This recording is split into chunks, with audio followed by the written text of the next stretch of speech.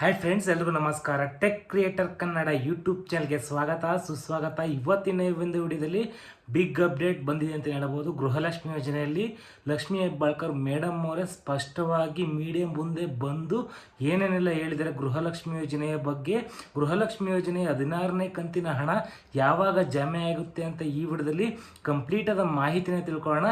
ಈ ವಿಡಿಯೋನ ಸ್ಟಾರ್ಟ್ ಮಾಡೋಕ್ಕಿಂತ ಮುಂಚೆ ನೀವಿನ್ನು ನಮ್ಮ ಚಾನಲ್ನ ಸಬ್ಸ್ಕ್ರೈಬ್ ಮಾಡ್ಕೊಂಡಿಲ್ಲ ಅಂದರೆ ಸಬ್ಸ್ಕ್ರೈಬ್ ಮಾಡ್ಕೊಳ್ಳಿ, ಪಕ್ಕದಲ್ಲಿರೋ ಬೆಲ್ ಬಟನ್ ಆಲ್ ಇಟ್ಕೊಳ್ಳಿ. ನಾವು ಯಾವುದೇ ಹೊಸ ವಿಡಿಯೋಸ್ ಬಿಟ್ಟರು ನಿಮಗೆ ನೋಟಿಫಿಕೇಶನ್ಸ್ ಮುಖಾಂತರ ಬರುತ್ತೆ ಅಂತ ಹೇಳ್ಬೋದು.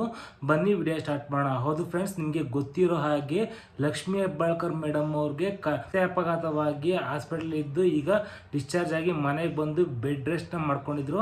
ಅಂದರೆ ಬೆಡ್ ರೆಸ್ಟಲ್ಲಿ ಇದ್ದರು. 1 ತಿಂಗಳಿಂದ ಗೃಹಲಕ್ಷ್ಮಿ ಯೋಜನೆಯ ಬಗ್ಗೆ ಯಾವುದೇ ಅಪ್ಡೇಟ್ ಕೂಡ ಕೊಟ್ಟಿರಲಿಲ್ಲ. ಆದರೆ ಈಗ ಮೀಡಿಯಾ ಮುಂದೆ ಬಂದು ಒಂದು ಮಹತ್ವದ ಹೇಳಿಕೆಯನ್ನು ಗೃಹಲಕ್ಷ್ಮಿ ಯೋಜನೆಯ 16ನೇ ಕಂತಿನ ಹಣದ ಜಮಾ ಆಗೋ ಬಗ್ಗೆ ಮಹತ್ವದ ಹೇಳಿಕೆಯನ್ನು ಕೊಟ್ಟಿರ್ತಾರೆ ಅಂತಲೇ ಹೇಳಬಹುದು. ಗೃಹಲಕ್ಷ್ಮಿ ಯೋಜನೆ 16ನೇ ಕಂತಿನ ಹಣ ಯಾವಾಗ ಜಮೆ ಆಗುತ್ತೆ ಅಂತ ಎಲ್ಲರೂ ಕಾಯ್ತಾ ಇದ್ರು. ಆದರೆ ಈಗ ಲಕ್ಷ್ಮೀ ಹೆಬ್ಬಾಳ್ಕರ್ ಮೇಡಮ್ ಅವರೇ ಸ್ವತಃ ಪ್ರೆಸ್ ಮೀಟ್ ಮಾಡಿ ಈಗ ಗೃಹಲಕ್ಷ್ಮಿ ಯೋಜನೆ ಬಗ್ಗೆ ಅಪ್ಡೇಟ್ನ ನೀಡಿರ್ತಾರೆ. ಏನಪ್ಪಾ ಅಂದರೆ, ಗೃಹಲಕ್ಷ್ಮಿ ಯೋಜನೆಗೆ ಹಣವನ್ನು ಆರ್ಥಿಕ ಇಲಾಖೆಯಿಂದ ಮಹಿಳಾ ಮತ್ತು ಮಕ್ಕಳ ಕಲ್ಯಾಣ ಇಲಾಖೆಗೆ ಬಿಡುಗಡೆ ಮಾಡಿ ಆಗಲೇ 15 ದಿವಸ ಆಗಿದ್ದಂತೆ.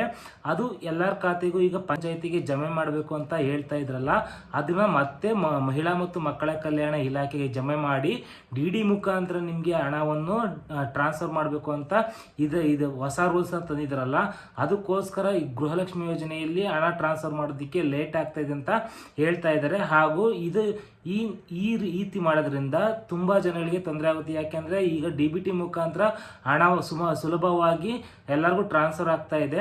ಆದರೆ ಈ ರೀತಿ ಮಾಡೋದ್ರಿಂದ ಮತ್ತೆ ಅದೇ ಇಲಾಖೆಗೆ ಹೋಗಿ ಮತ್ತೆ ಇಲಾಖೆಗೆ ಬಂದು ಆ ಇಲಾಖೆ ಎಲ್ಲ ಸುತ್ತಾಡಿ ಬರೋಷ್ಟರಲ್ಲಿ ತುಂಬ ಲೇಟ್ ಆಗುತ್ತೆ. ಆ ಕಾರಣಕ್ಕೆ ಈ ಸಿಸ್ಟಮ್ ಬೇಡ ಅಂತ ಲಕ್ಷ್ಮೀ ಹೆಬ್ಬಾಳ್ಕರ್ ಮೇಡಮ್ ಅವರು ಕೂಡ ತಿಳಿಸಿರ್ತಾರೆ. ಇನ್ನು ಮುಂದೆ DBT ಮುಖಾಂತರನೇ ಹಣ ಟ್ರಾನ್ಸ್ಫರ್ ಆದರೂ ಆಗಬಹುದು, ಹೇಳೋಕ್ಕಾಗಲ್ಲ. ಇನ್ನು ಮುಂದೆ ಅಪ್ಡೇಟ್ನ ನೀಡ್ತಾ ಹೋಗ್ತೀವಿ. ಇನ್ನು ಗೃಹಲಕ್ಷ್ಮಿ ಯೋಜನೆ 16ನೇ ಕಂತಿನ ಹಣ ಯಾವಾಗ ಜಮೆ ಆಗುತ್ತೆ ಅಂತ ಹೇಳಿದ್ರೆ, ಇನ್ನು ಕೆಲವೇ ದಿನಗಳಲ್ಲಿ ಅಂದರೆ ಮುಂದಿನ ವಾರ ಅಥವಾ ಆಚೆ ವಾರದ ಒಳಗಡೆ ನಿಮಗೆ ಗೃಹಲಕ್ಷ್ಮಿ ಯೋಜನೆ ಒಟ್ಟು 3 ಕಂತಿನ ಹಣ ಕೂಡ ಜಮೆ ಮಾಡ್ತಾರೆ ಅಂತ ಬರ್ತಾರ ಮಾಹಿತಿಯಾಗಿರುತ್ತದೆ. ಐ ಹೋಪ್ ಈ ಒಂದು ಮಾಹಿತಿ ಇಷ್ಟ ಆಗಿದೆ ಅಂತ ಅನ್ಕೊತೀನಿ. ಈ ಒಂದು ಮಾಹಿತಿ ಇಷ್ಟ ಆಗಿದ್ರೆ ಲೈಕ್ ಮಾಡಿ, ಕಮೆಂಟ್ ಮಾಡಿ, ನಿಮ್ಮ ಫ್ರೆಂಡ್ಸ್ ಫ್ಯಾಮಿಲಿ ಜೊತೆ ಶೇರ್ ಮಾಡ್ಕೊಳ್ಳಿ ಅಂತ ಹೇಳ್ತಾ ನೆಕ್ಸ್ಟ್ ವಿಡಿಯೋದಲ್ಲಿ ಸಿಗ್ತೀನಿ. ಅಲ್ಲಿವರೆಗೂ ಟೇಕ್ ಕೇರ್, ಬಾಯ್, ಜೈ ಹಿಂದ್, ಜೈ ಕರ್ನಾಟಕ ಮಾತೆ.